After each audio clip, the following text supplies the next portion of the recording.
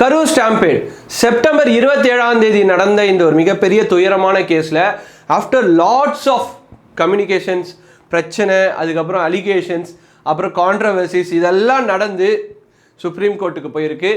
இனிஷியலாக எஸ்ஐடி அமைச்சு, அப்புறம் ஹைகோர்ட் நிறைய கேள்வி கேட்டு பிரச்சார வாகனம் பறிமுதல் போய், அதுக்கப்புறம் போலீஸ் தரப்பில் சரியாக பாதுகாப்பு கொடுக்கல அப்படின்ற பிரச்சனையாகி, போலீஸ் இந்த இடத்த ஏன் சூஸ் பண்ணாங்க, டிவிக்கு கேட்ட இடத்த கொடுக்கல அப்படின்னு சொல்லி ஒரு இஷ்யூ ஆகி, அதுக்கப்புறம் அங்கே இருக்கிற மக்கள் அவங்களே கூட்ட நெரிசலை ஏற்படுத்தினாங்க, சில பேர் உள்ள ஊடுருவிட்டாங்க அப்படின்னு நிறைய பிரச்சனைகள் ஒரு தெளிவான கிளாரிட்டி யாருக்குமே கிடைக்காம இருந்தது.